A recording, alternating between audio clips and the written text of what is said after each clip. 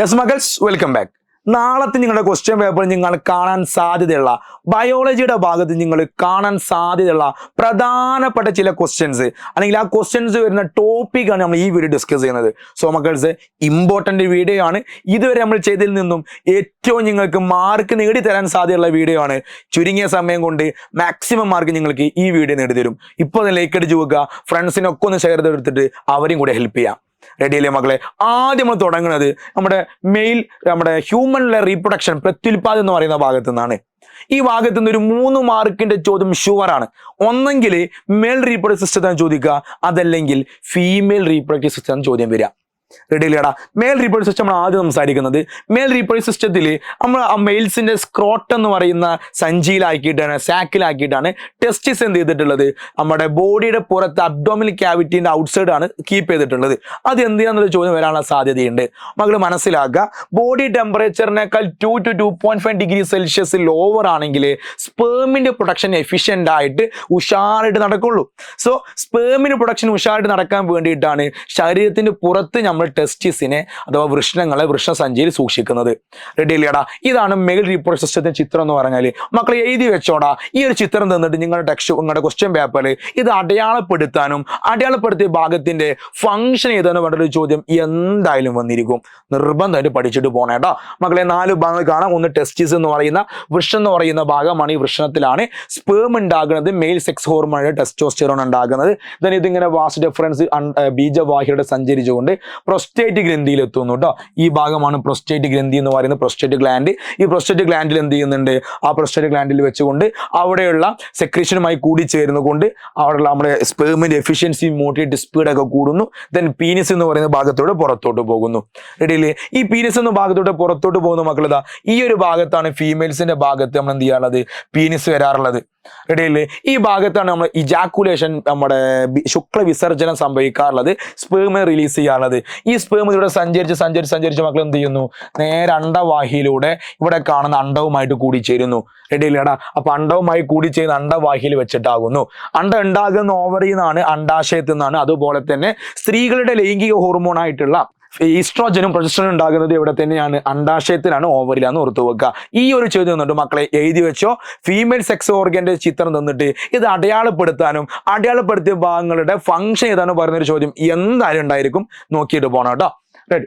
അടുത്ത എന്താണ്, ബീജസംയോഗം എന്ന് പറയുന്ന പ്രോസസ്സ് എങ്ങനെയെന്നുള്ളതാണ് അല്ലെ. സ്പേമും അതുപോലെ തന്നെ നമ്മുടെ അണ്ടവും ഓവമായി കൂടിച്ചേർന്ന പ്രോസസ്സിനെ വിളിക്കുന്ന പേരാണ് ഫെർട്ടിലൈസേഷൻ. എന്ത് ഫോം ചെയ്യുന്നു?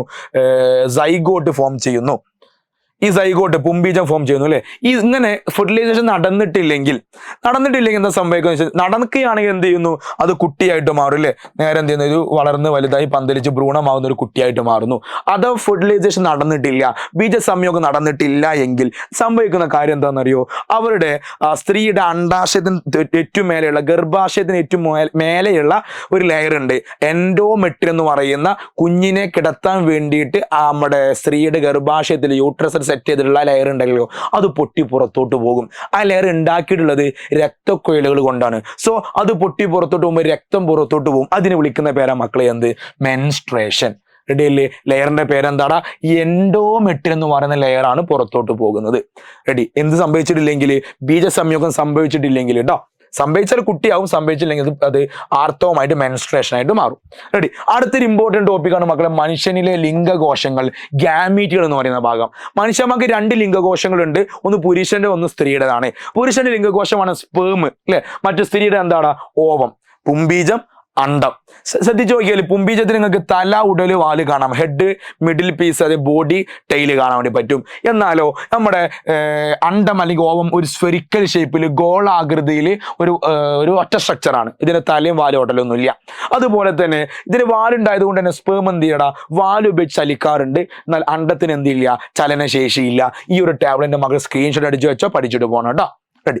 അടുത്തെന്ന് പറഞ്ഞാൽ എന്താ, type of sexual reproduction, asexual reproduction ഉണ്ടായിരുന്നു അല്ലേ. നേരത്തെ പറഞ്ഞു ബീജസംയോഗം നടക്കുന്നുണ്ടെങ്കിൽ അങ്ങനെ നടക്കുന്ന റീപ്രൊഡക്ഷൻ ആണ് സെക്ഷൽ റീപ്രൊഡക്ഷൻ. എന്നാലോ ബീജസംയോഗം നടക്കാതെ, ഫെർട്ടിലൈസേഷൻ നടക്കാതെ ഉണ്ടാകുന്ന റീപ്രൊഡക്ഷൻ പേരാണ് അസെക്ഷൽ റീപ്രൊഡക്ഷൻ. അസെക്ഷൽ റീപ്രൊഡക്ഷൻ പഠിക്കേണ്ട ചില ഉദാഹരണങ്ങൾ, അതിന്റെ ചില മോഡുകൾ, അതിന്റെ എക്സാമ്പിളുകളുണ്ട്. മക്കൾ സ്ക്രീൻഷോട്ട് അടിച്ചാൽ പഠിച്ചു വെക്കാം കേട്ടോ. 1 മാർക്കിന് ചോദ്യം ഇവിടുന്ന് വരും, 1 മാർക്ക്. റെഡി.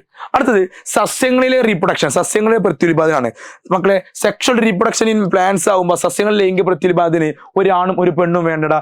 സസ്യങ്ങളിലെ ആൺ ലൈംഗിക അവയവത്തിന്റെ പേരാണ് സ്റ്റെയ്മൻ അല്ലെങ്കിൽ കേസരം.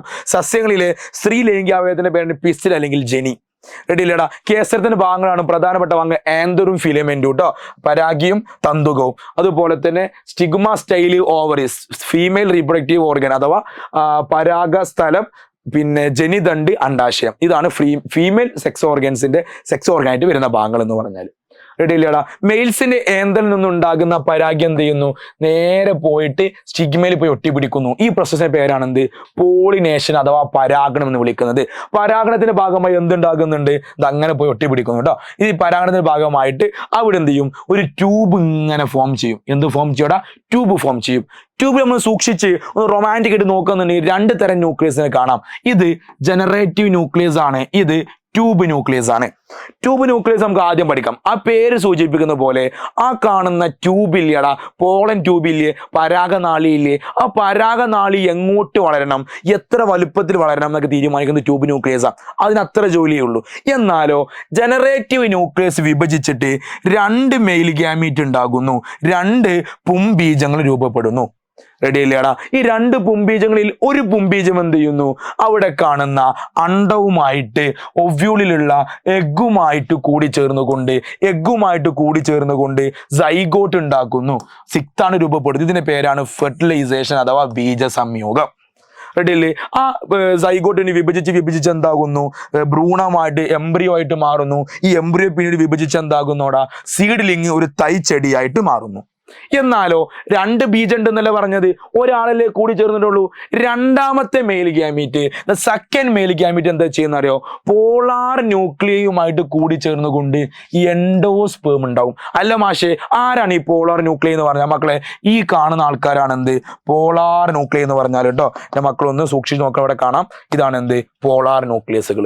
ആ പോളാർ ന്യൂക്ലിയസുമായി കൂടി ചേർന്ന് എന്തുണ്ടാകുന്നു, എൻഡോസ്പേം ആയിട്ട് മാറുന്നു. ഈ എൻഡോസ്പേമിന്റെ ജോലി എന്താണെന്ന് ചോദിക്കാറുണ്ട് മക്കളെ, ശ്രദ്ധിച്ചോ. ഈ എൻഡോസ്പേം ആണ് ഇവിടെ കാണുന്ന ഭ്രൂണമില്ലടാ, എംബ്രിയോ ഇല്ലേ, ഈ ഭ്രൂണം വളർന്ന് തൈ ചെടിയായിട്ട് ഒരു കുഞ്ഞു ചെടിയായി മാറാൻ ആവശ്യമായിട്ടുള്ള പോഷകങ്ങള് ആഹാരം കൊടുക്കുന്നത് ആരാണ്, endosperm store food needed for the growth of the embryo. ഇതിലാണ് ഭ്രൂണ വളർച്ചയ്ക്ക് ആവശ്യമായിട്ടുള്ള ആഹാരം സംഭരിക്കുന്നത് എൻഡോസ്പേമിലാകുന്നു. റെഡി അല്ലേടാ. ആ ഒരു ഫ്ലോ ചാർട്ട് കാണിക്കുന്നുണ്ട്. ഒന്നാമത്തെ പോളൻ ട്യൂബ്, പോളൻ ഗ്രെയിൻ വരുന്നു, pollen tube nucleus generative nucleus ആയിട്ട് മാറുന്നു. ട്യൂബ് ന്യൂക്ലിയസ് പിന്നെ നാശമായി പോയി ഡിസിൻറ്റിഗ്രേറ്റ് ചെയ്തു പോകാൻ ചെയ്യുന്നത്. എന്നാലോ ജനറേറ്റീവ് ന്യൂക്ലിയസ് 2 ആകുന്നു, ഒരു മെയിൽ ഗേമീറ്റ്, രണ്ടാമത്തെ മെയിൽ ഗേമീറ്റ്, ഒന്ന് എഗ്ഗുമായിട്ട് അണ്ടവുമായി കൂടിച്ചേർന്ന് സിക്താണ്ടം എംബ്രിയോ ഭ്രൂണമായിട്ട് മാറുന്നു. രണ്ടാമത് പോളാർ ന്യൂക്ലിയസുമായി കൂടിച്ചേർന്ന് എൻഡോസ്പേം ആകുന്നു. ദെൻ എന്ത് ചെയ്യുന്നു, ഭ്രൂണ വളർച്ച ആവശ്യമായിട്ടുള്ള സമൃദ്ധാഹാരമായിട്ട് സ്റ്റോർഡ് ഫുഡായിട്ട് മാറും. റെഡി. അടുത്ത എന്താണ്, സെൽ ഡിവിഷൻ, കോശവിഭജനം. കോശവിഭജനത്തിന് 2 ഘട്ടങ്ങളുണ്ട്. ഒന്ന് ക്രമഭംഗമാണ്, മറ്റൊന്ന് ഊനഭംഗമാകുന്നു. ക്രമഭംഗം, ഊനഭംഗം എന്ന് പറയുന്നത് മൈറ്റോസിസും മിയോസിസും. മക്കളെ മനസ്സിലാക്കുക, മൈറ്റോസിസ് ഹെൽപ്പ് ചെയ്യുന്നത് ബോഡിയുടെ ഗ്രോത്തിന് വേണ്ടിയിട്ടാണ്, ശരീരത്തിന്റെ വളർച്ചയ്ക്ക് വേണ്ടിയിട്ടാണ് ക്രമഭംഗം സഹായിക്കുന്നത്. എന്നാലോ മിയോസിസ് എന്ന് വിളിക്കുന്ന ഊനഭംഗം സഹായിക്കുന്നത് നമ്മുടെ ബീജകോശങ്ങളുടെ അല്ലെങ്കിൽ ബീജത്തിന്റെ രൂപീകരണത്തിന് വേണ്ടിയിട്ടാണ് ഊനഭംഗം മിയോസിസ് സഹായിക്കുന്നത്. അപ്പം ആദ്യം മൈറ്റോസിസ് പഠിക്കണം. മൈറ്റോസിന് 2 ഘട്ടങ്ങളുണ്ട്. ഒന്ന് കാരിയോകൈനസിസ്, മറ്റൊന്ന് സൈറ്റോകൈനസിസ്. മർമ്മ വിഭജനവും കോശദ്രവ്യ വിഭജനവും. അതായത് ഇതാണ് ഒരു സെല്ലില്, ഈ സെല്ലിന്റെ സെൻട്രൽ ഭാഗമാണ്, ഒന്നാമത്തെ ഭാഗമാണ് ഈ കാണുന്നത്. ഇത് വിഭജിക്കുന്നു, ഇതാണ് ഒന്നാമത്തെ ഘട്ടം, മർമ്മ വിഭജനം. പിന്നെ മക്കളെ പുറമേയുള്ള ഭാഗം കൊണ്ട് വിഭജിക്കുന്നു, ഇതാണ് കോശദ്രവ്യ വിഭജനം അഥവാ സൈറ്റോകൈനസിസ്. സോ ഇത് കാരിയോകൈനസിസ്, ഇത് സൈറ്റോകൈനസിസ്. 2 കൂടി കഴിയുമ്പോൾ എന്ത് ചെയ്യുന്നത്, ഒരു ഫുൾ ഡിവിഷൻ സംഭവിക്കുന്നത്, മൈറ്റോസിസ് സംഭവിക്കുന്നത്. റെഡിയല്ലേ. കാരിയോകൈനസ് സംഭവിക്കുന്നതിന് തൊട്ട് മുന്നേ മക്കളെ ഇതാണ് ഒരു മർമ്മം, ന്യൂക്ലിയസിന്റെ ചിത്രം എന്ന് പറഞ്ഞാൽ. ന്യൂക്ലിയസ് എന്ത് കാണാം, ക്രോമാറ്റിൻ റെറ്റിക്കുല കാണാം, ന്യൂക്ലിയോളിസ് കാണാം, ന്യൂക്ലിയർ മെംബ്രെയിൻ കാണാം. ഈ ന്യൂക്ലിയസ് വിഭജിക്കുന്നതിന് മുന്നേ അഥവാ കാരിയോകൈനസിന് തൊട്ട് മുന്നേ എന്ത് ചെയ്യുന്നു, അതിലുള്ള ക്രോമസോമുകൾ നേരെ ഇരട്ടിച്ചിട്ട് നമ്പർ ഡബിൾ ആക്കും. ഓരോ ജീവി മക്കൾ എന്ത് ചെയ്യുന്നുണ്ട്, വിഭജിക്കുന്ന തൊട്ട് മുന്നേ ഇരട്ടിച്ചിട്ട് എന്ത് ചെയ്യുന്നു, അതിനെ നമ്പർ ഡ്യൂപ്ലിക്കേറ്റ് ചെയ്യുന്നു, ഡബിൾ ഇരട്ടിയാക്കുന്നു. എന്നിട്ട് എന്ത് ചെയ്യുന്നു, അവിടെ പ്രോഫേസ് എന്ന് പറയുന്ന ഘട്ടം ആദ്യം ക്രോമസോമായിട്ട് എക്സ് എന്ന് പറയുന്ന 2 ക്രോമസോമായിട്ട് ക്രോമാറ്റിൻ റെറ്റിക്കുലം, ക്രോമാറ്റിൻ ജാലിക എന്ത് ചെയ്യുന്നു, ക്രോമസോമായിട്ട് മാറുന്നു. ഇതാണ് പ്രോഫേസ്. റെഡി അല്ലേ. പി അടുത്തത് പി മാറ്റ് നമ്മൾ സാധാരണ കോഡ് പറയാനുള്ളത് എം എന്ന് പറഞ്ഞാൽ മധ്യഭാഗത്ത് മിഡിൽ വന്നുകൊണ്ട് ക്രോമസോം നിൽക്കുന്നു, ഇതാണ് മെറ്റാഫേസ്. രണ്ട് അറ്റങ്ങളിലോട്ട് പോകുന്നു, അറ്റത്തേക്ക് പോകുന്നത് അനാഫേസ്. മകളെ ഏറ്റവും അവസാനം തീരുമാനമായതോടെയാണ് ടീലോഫേസിലാണ്. രണ്ട് പുതിയ ന്യൂക്ലിയസ് ഒരേ കോശത്തിൽ കാണുകയാണെങ്കിൽ അതാണ് എന്ത്, ടീലോഫേസ്. റെഡി അല്ലേടാ? അടുത്ത് നോക്കിക്കേ, സൈറ്റോകൈനസിസ് ആണ്. കോശത്തിന്റെ മർമ്മം വിഭജിച്ച് കഴിഞ്ഞാൽ പിന്നെ എന്ത് കാണണം, കോശത്തിന്റെ കോശദ്രവ്യം വിഭജിക്കണം, ദ സൈറ്റോകൈനസിസ്. മക്കളെ ആനിമൽ സെല്ലിൽ ഇതാ ഇവിടെ ഇങ്ങനെ ഒരു കുഴിവ് വരും. ജന്തുകോശങ്ങളിൽ ഒരു കുഴിവ് വരുന്ന കുഴിവിനെ വലുതാകുന്നു, പുതിയ രണ്ട് കോശങ്ങളായിട്ട് മാറുന്നു. എന്നാൽ പ്ലാന്റ് സെല്ലിൽ ഇവിടെ ഒരു സെൽ പ്ലേറ്റ് രൂപപ്പെടും. ഇത് ഇങ്ങോട്ട് വിഭജിക്കും, ഇത് ഇങ്ങോട്ട് വിഭജിക്കും. ഇങ്ങനെ രണ്ടും വിഭജിച്ചുകൊണ്ട് എന്ത് ചെയ്യുന്നു, പുതിയ രണ്ട് കോശങ്ങളായിട്ട് മാറുന്നു. ഇതാണ് പ്ലാന്റ് സെല്ലിൽ സസ്യകോശങ്ങൾ സംഭവിക്കുന്നത്. റെഡി അല്ലേടാ? ഇങ്ങനെ ഉണ്ടായിട്ടുള്ള മൈറ്റോസ് നമ്മൾ പരിശോധിക്കാന്നുണ്ടെങ്കിൽ ശരീരത്തിന്റെ വളർച്ചയ്ക്കും കേടുപാടുകൾ പരിഹരിക്കാനാണ് സഹായിക്കുന്നത്. ക്രമമായിട്ട് എന്ത് ചെയ്യുന്നു, ക്രോമസോമിന്റെ സംഖ്യ കൃത്യമായിട്ട് നിലനിർത്തുന്ന ഒരു മാറ്റവും നോ ചേഞ്ചിന് ക്രോമസോം നമ്പർ 46 ഉള്ളതിൽ നിന്നും 46 തന്നെ ഉണ്ടാകുന്നു. എന്നാൽ മിയോസിസ് എന്ന് പറയുന്നത് നമ്മുടെ രണ്ടാമത്തെ കോശ വിഭജനമാണ്, ഊനഭംഗം. ഊനഭംഗം പ്രത്യേകം എന്താണെന്ന് ചോദിച്ചാൽ മക്കൾ നോക്കിക്കേ, 46 അവിടെ എന്തായിട്ട് മാറി, 23 മാറി. അത് മാത്രമല്ല അവിടെ രണ്ട് പുത്രിക കോശങ്ങൾ, രണ്ട് ഡോട്ടർ സെൽ ഉണ്ടായപ്പോൾ ഇവിടെ 1 2 3 4 ഡോട്ടർ സെൽ ഉണ്ടായിട്ട് മാറി. റെഡി അല്ലേ? സോ എണ്ണം പകുതിയാകുന്നുണ്ട്, സെല്ല് 2 പകരം 4 മാറുന്നുണ്ടെന്ന് ഓർത്തു നോക്കുക. എവിടെയാടാ? മിയോസിസിൽ, ഊനഭംഗത്തിൽ. ഊനഭംഗവും അതുപോലെ തന്നെ ക്രമഭംഗം തമ്മിലുള്ള ഡിഫറൻസുകൾ, വ്യത്യാസം ചോദിക്കാറുണ്ട്. സോ എന്റെ മക്കൾ ഓർത്ത് വെക്കണം കേട്ടോ. റെഡി? ഇതാണ് ഡിഫറൻസ് എന്ന് പറഞ്ഞാൽ എൻ്റെ മക്കൾ ഇതൊന്ന് നോട്ട് ചെയ്ത് വെക്കണം, ഇമ്പോർട്ടൻ്റ് ആണ്. ഇതൊന്ന് സ്ക്രീൻഷോട്ട് അടിച്ചിട്ട് പഠിക്കുക കേട്ടോ. മൈറ്റോസിസും മിയോസിസും തമ്മിലുള്ള ഡിഫറൻസിൽ ക്രമഭംഗവും ഊനഭംഗവും തമ്മിലുള്ള താരതമ്യ പഠനം. റെഡി അല്ലേടാ? അടുത്ത നമ്മുടെ 5ാമത്തെ പാഠത്തോടെ പോവാണ്. നമ്മുടെ ഫുഡ് ചെയിൻ എന്ന് പറയുന്ന ഭാഗത്ത് നിന്ന് ക്വസ്റ്റ്യൻസ് എന്തായാലും വന്നിരിക്കട്ടെ, ഇമ്പോർട്ടൻ്റ് ആണ്. ഫുഡ് ചെയിൻ എന്ന് പറയുന്ന ഭാഗം മക്കൾ മനസ്സിലാക്കേണ്ടത്, ഒരു ഇക്കോസിസ്റ്റത്തിൽ എനർജിയുടെ ഫ്ലോ കാണിക്കുന്ന ഒരു ലീനിയർ ചെയിനെ വിളിക്കുന്ന പേരാണ് എന്ത്, ഫുഡ് ചെയിൻ എന്ന് പറഞ്ഞാൽ. ഈ ഫുഡ് ചെയിനിൽ ഏറ്റവും ആദ്യം എന്തായാലും ആരാ ഉണ്ടാവുള്ളൂ, പ്രൊഡ്യൂസേഴ്സ്, ഉൽപാദകരുണ്ടാവുള്ളൂ. കാരണം അവർക്കാണ് എനർജി ഉൽപ്പാദിപ്പിക്കാൻ കഴിയുള്ളൂ. ഈ പ്രൊഡ്യൂസേഴ്സിന് ആദ്യം ഭക്ഷിക്കുന്നത് അവരാണ് കൺസ്യൂമേഴ്സ്, ആദ്യത്തെ കൺസ്യൂമർ, ഒന്നാമത്തെ പ്രാഥമിക ഉപഭോക്താവ്. ഇവരെ കഴിക്കുന്ന രണ്ടാമത്തെ ദ്വിതീയ ഉപഭോക്താവ്, ദെൻ തൃതീയ ഉപഭോക്താവ്, primary consumer, secondary consumer and tertiary consumer. ഇങ്ങനെ ഭക്ഷ്യശൃംഖലയുടെ കൂട്ടത്തെ വിളിക്കുന്ന പേരാണ് ആഹാര ശൃംഖലാജാലം അല്ലെങ്കിൽ ഭക്ഷ്യശൃംഖലാജാലം, ഫുഡിന്റെ വെബ് എന്ന് പറയുന്നത്. കേട്ടില്ലടാ?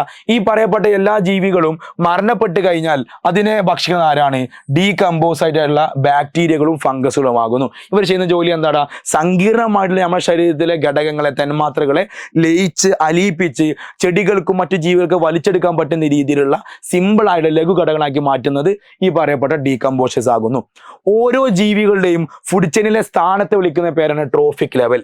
റെഡി അല്ലേടാ? ഇതിപ്പോൾ ട്രോഫിക് ഒരു ഫുഡ് ചെയിൻ ആണ്. ഇതിലെ 1ാം ട്രോഫിക് ലെവലാണ് പുൽച്ചെടി, 2ാമതാണ് മുയൽ, 3ാം ട്രോഫിക് ലെവൽ 3ാം പോഷണ തലമാണ് പരുന്ത്. റെഡി അല്ലേടാ? ഏറ്റവും കൂടുതൽ ജീവികൾ കാണുന്നത് 1ാം പോഷണ തലത്തിലായിരിക്കും, ഏറ്റവും കുറവ് ആൾക്കാരുള്ളത് 4ാം പോഷണ തലത്തിലായിരിക്കും. റെഡി? അതുപോലെ തന്നെ മക്കളെ, നമ്മുടെ ഇക്കോളജിക്കൽ ഇന്ററാക്ഷൻസ്, ആവാസ വ്യവസ്ഥയിലെ പ്രതിപ്രവർത്തനങ്ങളിൽ ഏറ്റവും ഇമ്പോർട്ടൻ്റ് ആണ്, പഠിച്ചിരിക്കണം. ഏത് ഒന്ന് വന്നിരിക്കും കേട്ടോ. ആദ്യത്തെ എന്താണ്, പാരസൈറ്റിസം ആണ്, പരാത ജീവനമാണ്. ഒരാൾക്ക് ഉപകാരം, ഒരാൾക്ക് ഉപദ്രവം, നമ്മുടെ നായ ചള്ള്. മറ്റൊന്ന് പ്രിഡേഷൻ, ഇരപിടുത്തം, ഒരാൾക്ക് ഉപദ്രവം, ഒരാൾക്ക് ഉപകാരം, ഒരാൾക്ക് ഉപദ്രവമാണ്. ഒരാൾ മറ്റൊരാൾക്ക് ഭക്ഷണമായിട്ട് മാറുന്നുണ്ട്, നമ്മുടെ പരുന്തും കോഴിയും അല്ലെ. അത് മറ്റെന്താടാ, നമ്മുടെ കമൻസലിസം ആണ്. കമൻസലിസം എന്ന് പറഞ്ഞാൽ എന്താ, ഒരാൾക്ക് ഉപകാരം, മറ്റൊരാൾക്ക് ഉപകാരം, ഉപദ്രവം ഇല്ല. നമ്മുടെ വാണ്ടയും ട്രീയും, മരവായും മരവും. അടുത്ത മ്യൂച്വൽസ്, 2 പേർക്ക് ഉപകാരമുള്ളതാണ്, ട്രീയും ബട്ടർഫ്ലൈയും, സസ്യവും പൂമ്പാറ്റയും. മറ്റൊന്ന് കോമ്പറ്റീഷൻ, മത്സരമാണ്, വിളകളും കളകളും. 2 പേർക്ക് തുടക്കത്തിൽ നാശകരമാണ്, പിന്നീട് ആരാണോ വിജയിക്കുന്ന അവർക്ക് എന്ത് ചെയ്യും, ഉപകാരം കിട്ടും. ഇതാണ് കോമ്പറ്റീഷൻ എന്ന് പറഞ്ഞാൽ. റെഡി അല്ലേടാ? അടുത്ത ആവാസ വ്യവസ്ഥയിലെ ദ്രവ്യപ്രവാഹം അഥവാ കാർബൺ സൈക്കിളിന്റെ ഭാഗത്ത് ചോദ്യം ഉണ്ടായിരിക്കും. കാർബൺ സൈക്കിൾ എന്ന് പറഞ്ഞാൽ എന്താടാ, നമ്മുടെ ശരീരത്തിന്റെ വളർച്ചയ്ക്കും വികാസത്തിനൊക്കെ ആവശ്യമായ പ്രധാനപ്പെട്ട ഒരു ഘടകമാണ് കാർബൺ. ആ കാർബൺ എങ്ങനെ നമ്മുടെ ശരീരത്തിലൂടെ വന്നു പോകുന്നു എന്നുള്ളതാണ് കാർബൺ സൈക്കിൾ എന്ന് പറഞ്ഞാൽ. മക്കളെ, അന്തരീക്ഷത്തിൽ കാർബൺ കാണപ്പെടുന്നത് കാർബൺ ഡൈ ഓക്സൈഡിന്റെ രൂപത്തിലാണ്. ഈ കാർബൺ ഡൈ ഓക്സൈഡിന്റെ മരങ്ങൾ എന്ത് ചെയ്യുന്നു, ചെടികൾ ഫോട്ടോസിന്തസിസ് അഥവാ പ്രകാശ സംശ്ലേഷണ ഭാഗമായിട്ട് അതിനെ സ്വീകരിക്കും. റെഡി അല്ലേടാ? ഇങ്ങനെ സ്വീകരിക്കുന്നതാണ് കാർബൺ ഡൈ ഓക്സൈഡ് കുറയാനുള്ള ഏക മാർഗം. അന്തരീക്ഷത്തിൽ നിന്നും കാർബൺ ഡൈ ഓക്സൈഡ് കുറയാനുള്ള ഏക മാർഗം എന്ന് പറഞ്ഞാൽ പ്രകാശ സംശ്ലേഷണത്തിലൂടെ നമ്മുടെ ചെടികൾ അതിനെ സ്വീകരിക്കുന്നതാണ്. അതേപോലെ തന്നെ നമ്മുടെ ചെടികൾ എന്ത് ചെയ്യും, റെസ്പിറേഷൻ സമയത്ത് ചെടികളും ജന്തുക്കളൊക്കെ എന്ത് ചെയ്യുന്നുണ്ട്, ശ്വസനത്തിന്റെ സമയത്ത് റെസ്പിറേഷൻ സമയത്ത് തിരിച്ച് കാർബൺ ഡൈ ഓക്സൈഡ് അന്തരീക്ഷത്തിൽ പറഞ്ഞേക്കുന്നുണ്ട്. അതുപോലെ തന്നെ ചെടികൾ നശിച്ചാലും ജന്തുക്കൾ നശിച്ചാലും അവസാനം അത് ഫോസിൽ ഇന്ധനമാവും. അത് കത്തിക്കുമ്പോൾ വീണ്ടും എന്ത് ചെയ്യുന്നുണ്ട്, കമ്പഷൻ സമയത്ത് വീണ്ടും കാർബൺ ഡൈ ഓക്സൈഡ് അറ്റ്മോസ്ഫിയർ അന്തരീക്ഷത്തിൽ എത്തുന്നുണ്ട്. സോ അത് അന്തരീക്ഷത്തിൽ നിന്ന് വരുന്നു, ചെടികളോടും ജന്തുക്കളോടും വീണ്ടും അന്തരീക്ഷത്തിൽ പോകുന്നു അല്ലേ. ഇതൊരു സൈക്കിൾ, ചക്രമാണ്. ഇതിനെ വിളിക്കുന്ന പേരാണെന്ത്, കാർബൺ സൈക്കിൾ അഥവാ കാർബൺ ചക്രം. റെഡി ഇല്ലടാ. അടുത്തെന്ന് പറഞ്ഞാൽ ഈ രണ്ട് ലോഗോ തന്നിട്ട് ഇങ്ങോട്ട് ഇതിൽ മക്കളെ ഇത് ഏതാണ് ലോഗോ എന്ന് ചോദിക്കും. അതുപോലെ തന്നെ ഈ ലോഗോയുടെ ലക്ഷ്യം എന്താണെന്ന് ചോദിക്കാറുണ്ട്. ഇവരുടെ ലക്ഷ്യം മക്കളെ ഇത് IUCN international union for conservation of nature എന്ന് പറയുന്ന സംഘടനയുടെ ലോഗോ ആണ്. ഇത് WWF ഈ world wide fund for nature എന്ന് പറയുന്ന സംഘടനയുടെ ഓർഗനൈസേഷന്റെ ലോഗോയാണ്. ഇവർ രണ്ടുപേരുടെയും ഫംഗ്ഷൻ അല്ലെങ്കിൽ രണ്ടുപേരുടെയും ഗോള് ലക്ഷ്യം എന്ന് പറയുന്നത് ബയോഡൈവേഴ്സിറ്റി കൺസർവേഷൻ ആണ്, ജൈവ വൈവിധ്യ സംരക്ഷണമാകുന്നു. റെഡി. അടുത്ത നമ്മൾ മക്കളെ മനസ്സിലാക്കേണ്ടത് ഇൻസിറ്റു എക്സിറ്റ് കൺസർവേഷൻ ആണല്ലോ. ഇമ്പോർട്ടന്റ് ആണ്, എന്തായാലും ചോദ്യം ഉണ്ടായിരിക്കും. ഒരു ജീവിയെ അത് ജീവിക്കുന്ന അതേ ആവാസ വ്യവസ്ഥയ്ക്കുള്ളിൽ തന്നെ സംരക്ഷിക്കുകയാണെങ്കിൽ അതാണ് ഉള്ളിൽ ഇൻസിറ്റു കൺസർവേഷൻ. എക്സിറ്റിലെ പുറത്ത്, ഒരു ജീവി ജീവിക്കുന്ന ആവാസ വ്യവസ്ഥയ്ക്ക് പുറത്ത് ഒരു ജീവി ജീവിക്കുന്ന, കാട്ടിൽ ജീവിക്കേണ്ട പുലിയെയും സിംഹത്തെയും നമ്മൾ നാട്ടിലെ ഒരു സൂവിൽ താമസിപ്പിക്കുന്നു അല്ലെ, ആവാസ വ്യവസ്ഥക്ക് പുറത്താ, കാടിന് പുറത്താ. സോ അത് എക്സിറ്റു ആണ്. എക്സിറ്റു എന്ന് പറഞ്ഞാൽ എന്താ, ആവാസ വ്യവസ്ഥക്ക് പുറത്തുള്ള സംരക്ഷണമാകുന്നു. എക്സാമ്പിൾ എൻ്റെ മക്കളെ സ്ക്രീൻഷോട്ട് അടിച്ചാൽ പഠിച്ചു വെക്കുക കേട്ടോ, ഇൻസിറ്റുവിൻ്റെയും എക്സിറ്റുവിൻ്റെയും എക്സാമ്പിളുകൾ. റെഡി. അത് നമ്മളെ ബൈനോമിയൽ നോമൻക്ലേച്ചറുടെ ഭാഗത്ത് ചോദ്യം വരാനുള്ള സാധ്യതയുണ്ട്. ബൈനോമിയൽ നോമൻക്ലേച്ചർ കൊണ്ടുവന്നത് കാൾ ലിനേയസ് ആണ്. ആ ജീവിയുടെ ജീനസിന്റെ നാമവും സ്പീഷീസിന്റെ നാമവും കൂട്ടിച്ചേർത്ത് നമ്മൾ എന്ത് ചെയ്യാറുള്ളത്, ദിനാമം കൊടുക്കാനുള്ളത് ബൈനോമിയൽ നോമൻക്ലേച്ചർ ചെയ്യാറുള്ളത്. ഈ ബൈനോമിയൽ നോമൻക്ലേച്ചറിന് ഇതിന് നിയമങ്ങളുണ്ട്. രണ്ട് ഭാഗങ്ങൾ ഉണ്ടായിരിക്കും. ഒന്നാമത് ജീനസിന്റെ നാമം, രണ്ടാമത് സ്പീഷീസ് നാമമായിരിക്കും. ഇത് ഇംഗ്ലീഷിൽ എഴുതുന്ന സമയത്ത് ജീനസ് നാമം എപ്പോഴും എന്ത് ചെയ്യണം, ക്യാപിറ്റൽ ലെറ്റർ കൊണ്ട് തുടങ്ങണം. പ്രിന്റ് ചെയ്യുന്ന സമയത്ത് ഇറ്റാലിക്സിൽ ചെരിച്ച് പ്രിന്റ് ചെയ്യണം. റെഡിയില്ലടാ. സെല്ലിന്റെ ഭാഗത്ത് നിങ്ങൾ എന്തായാലും പഠിച്ചിരിക്കണേ സെൽ ഓർഗനൽസ് ആണ്. ഏതെങ്കിലും ഒരു സെൽ ഓർഗനൽ കോശാംഗം തന്നിട്ട് അതിന്റെ ഫംഗ്ഷൻ എന്താണെന്ന് ചോദിക്കും. മക്കളെ ആദ്യം പഠിക്കേണ്ട ന്യൂക്ലിയസ് ആണ്, മർമ്മമാണ് കോശത്തിന്റെ കേന്ദ്ര ഭാഗം.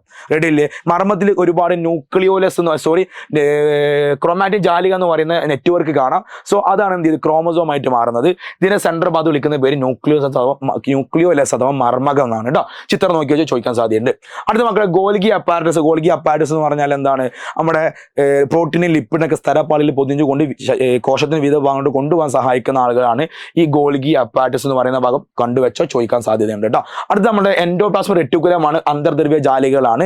ഇതിന് ട്രാൻസ്പോർട്ടേഷനുള്ള പാത്തുകളായിട്ട്, പദാർത്ഥ സംഭാവന പാതകളായിട്ടാണ് ഇവർ പ്രവർത്തിക്കുന്നത്. അടുത്ത മൈറ്റോകോൺട്രിയാണ് എനർജി ഉൽപ്പാദിപ്പിക്കുന്ന ഊർജ്ജ ഉൽപാദന കേന്ദ്രം. അത് കഴിഞ്ഞാൽ മക്കളെ വാക്യൂളാണ്, വെള്ളത്തെയും ജലത്തെയും അതുപോലെ തന്നെ നമ്മുടെ ഓയിലിനെയും സ്റ്റാർച്ചിനെയും വേസ്റ്റിനെയൊക്കെ കളക്ട് ചെയ്യുന്ന, ശേഖരിക്കുന്ന ഭാഗമാണ് ഫേനം അഥവാ വാക്യൂൾ എന്ന് പറഞ്ഞാൽ.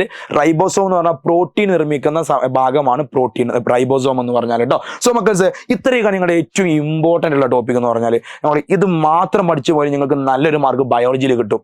റെഡിയല്ലേ മക്കള്? അപ്പോൾ ഉഷാറായിട്ട് പഠിക്കുക. എൻ്റെ മക്കൾക്ക് ആർക്കെങ്കിലും എന്തെങ്കിലും ഡൗട്ട് ഉണ്ടെങ്കിൽ നിങ്ങൾ ഒട്ടും അടിക്കേണ്ട, നേരെ എന്ത് ചെയ്തോ എനിക്ക് മെസ്സേജ് ചോദിച്ചോട്ടോ. സോ മക്കൾസ് എല്ലാവരും ഉഷാറായിട്ട് പഠിക്കുക. എല്ലാവർക്കും നല്ല മാർക്ക് കിട്ടട്ടെ എന്ന് പ്രാർത്ഥിക്കുന്നു. So all the best. Bye ഫ്രണ്ട്സൊക്കെ ഷെയർ ചെയ്ത് കൊടുക്കുക കേട്ടോ. ഒരു കാര്യം ഓർമ്മപ്പെടുത്താനുള്ളത്, നിങ്ങളുടെ എക്സാമിന് പ്രിപ്പറേഷൻ ചെയ്ത് വരെ കമൻറ്റ് ചെയ്യുക. ഫുൾ ഓക്കെ ആണെങ്കിൽ ഗ്രീൻ ഹാർട്ട് കമൻറ്റ് ചെയ്യുക, കുറച്ചാണെങ്കിൽ ഒരു പിങ്ക് ഹാർട്ട്, ഒന്നും അല്ലെങ്കിൽ റെഡ് ഹാർട്ട് കമൻറ്റ് ചെയ്യുക. നിങ്ങൾക്ക് ഏത് ടൈപ്പിലുള്ള ക്വസ്റ്റ്യൻസ് ആണോ അതോ വീഡിയോസ് ആണോ ടോപ്പിക് എന്താണോ വേണ്ടത് നിങ്ങളൊന്ന് കമൻറ്റ് ചെയ്യുക കേട്ടോ. So all the best. By